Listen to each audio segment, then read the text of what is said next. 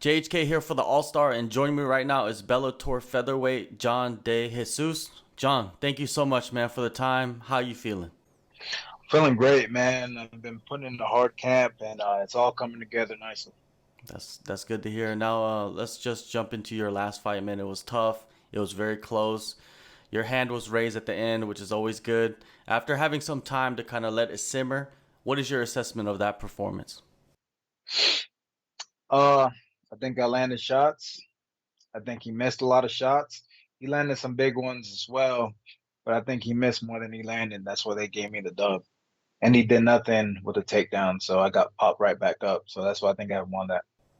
When you line that win up next to your other wins, is that last win a better win compared to ones in the past?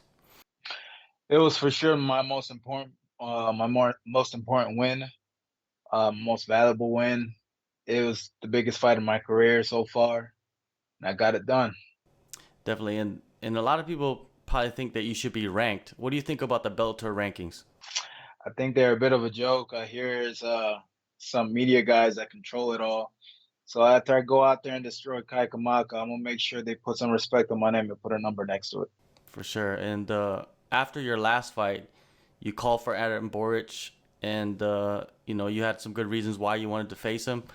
Was that fight ever discussed for this next fight? I've heard, I've heard crickets from that side, from Bellator. So I'm done calling that man now. Everybody knows I want to fight him. If it ever happens, it happens. At this point, I just want to be ranked so I can have an argument to fight him. All right. And this fight coming up on December 3rd, it was originally Keanu Diggs. When you found out that he pulled out, what was the level of disappointment? Yeah, man, my heart sank because I was already in the process of coming out to Colorado and doing this training camp. And I was going to do it regardless. So I told my manager, listen, I don't care who it is. Get me a person to beat up, and it's going to be a green light on my end, no matter what. And then that's when he said Kai Kamaka. And when I first heard Kai Kamaka was coming to Bellator, I'm like, I'm pretty sure I'm going to fight that dude. Like, I was like 90% sure I was going to fight him. Here it is. Why'd you have that feeling? I don't know, man. Bellator likes fun fights, and me versus Kakamaka is a fun fight. So we're both gonna say yes, and we're both gonna go out there and bang out. So, Yes. I figured I'd get that fight. Yeah, for sure. That's facts. And what are your thoughts on him, his skill set, and his run in the UFC? He fought some tough guys in the UFC. I think things just didn't go his way. He had some close fights. I think he's a very skillful dude, especially with his hands. He's got great boxing.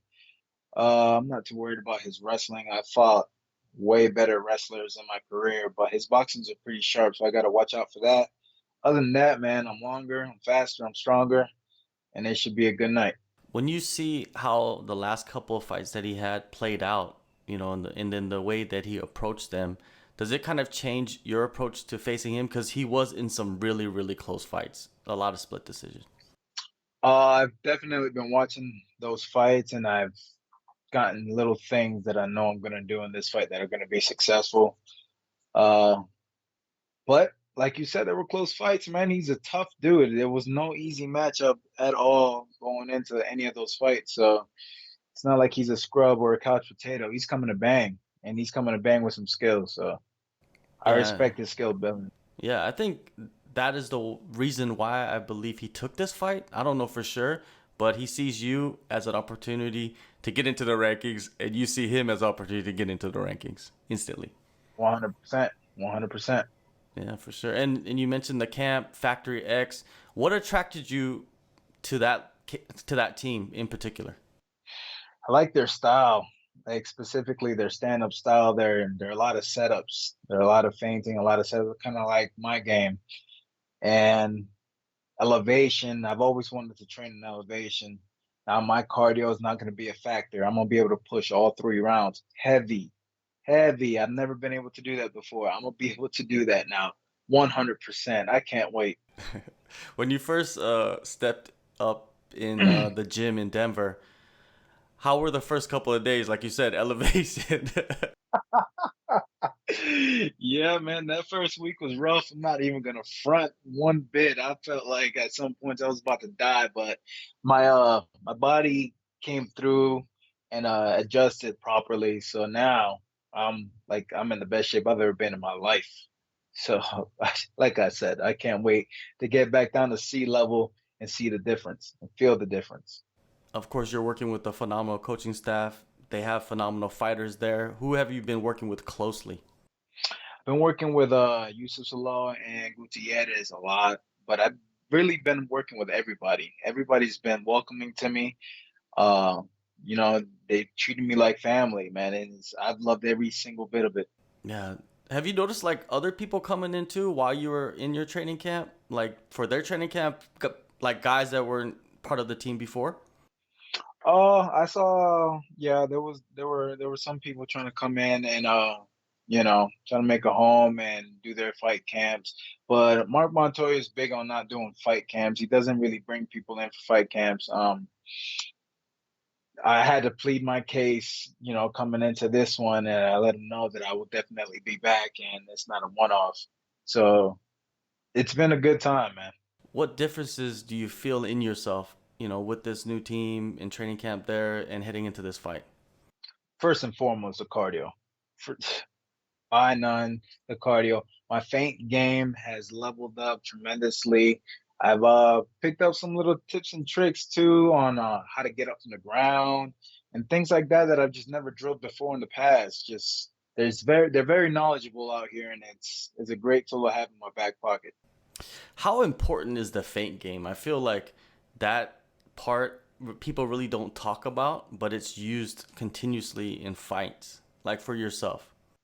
100%, man. The strikers, the guys that really know how to strike know all about the feint game. Like, look at Adesanya, you look at Volkanovski. We all do it. It's all in the hips. It's all in the shoulders. It's all a tricking game. I gotta keep you confused at all times. You should never know when I'm coming, and that's what the feint game does. For sure. So, what do you see in this fight? How do you see yourself putting away Kamaka? I'm gonna shock him early, finish him then, or I'm gonna break him late. One of the two is happening. All right. Now, you get this win, you get a number next to your name. Who do you see yourself facing next after this, besides Adam Borge? Adam Borge, Calvayu, uh, uh, like all the top guys. What's his name?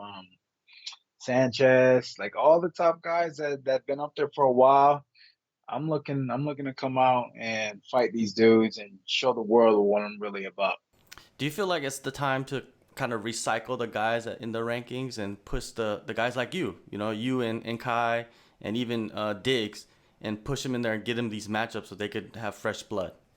I think so, and I think they tried with Diggs, but unfortunately he lost to Weichel, and that's a fight I would take too, Daniel Weichel. So I feel like they're trying. But yeah, we definitely need some new faces up in the top 10 and create even a top 15. Like, why does this have to be a top 10? Let's have a legit ranking system where the top fights the top. For sure. And a couple more questions before I let you go. The first one is about PTSD from injuries or losses or even like crazy wars in the cage. Do you feel like it exists in MMA? It could for some. For me, I feel like I'm evolving in such a way that the fighter you see today would absolutely destroy any of those nine guys that beat me in the past. So that does to me does not it doesn't slow me down in any way. It doesn't, the thought of losing doesn't affect me mentally. Like I come out there and I know I'm a different animal every time. So I'm okay with that. As long as I put in the hard work, which I am, trust me, I'm exhausted right now, but in the best way. Uh, I feel like I'm gonna be confident and do my thing in the cage. Have you seen examples of that like around you? What I mean? I don't say you reveal names or anything like that, but have you seen somebody like have PTSD and that kind of like turn their career into like a downward spiral in a way? No, for what I've been around, it's been up in young killers trying to come up. I've had some friends that had some tough fights in the cage, but it doesn't slow anybody down. If you're a fighter, you're a fighter, in and out. So you never quit, you never stop, you never settle, and you always grind. That's what I always say. All right. One last thing. This is an open-ended question. You could answer it any way you want. What keeps you up at night outside of fighting? In a like, what do you mean? In a bad way? Like what No, in worries me? any Is that what way. you mean? Any way. You know what I mean? It could be a good way. It could be a bad way. It's up to you. Well, I like to play Call of Duty. I like to play poker. I like to enjoy myself. I like to be around my wife and my kid. I like to do a lot of things. I'm just a regular dude outside of the cage. But when I'm in the cage, I turn into a whole different animal. All right. Well, we'll get to see that animal December 3rd, Bellator 272. Thank you, John, for the time, man. Good luck to you on the fight, and we'll see you maybe hopefully early 2022 with a big matchup. It's good skill. There's nothing luck about this game. My bad. I'll see Good you, skill man. to you on the night, man.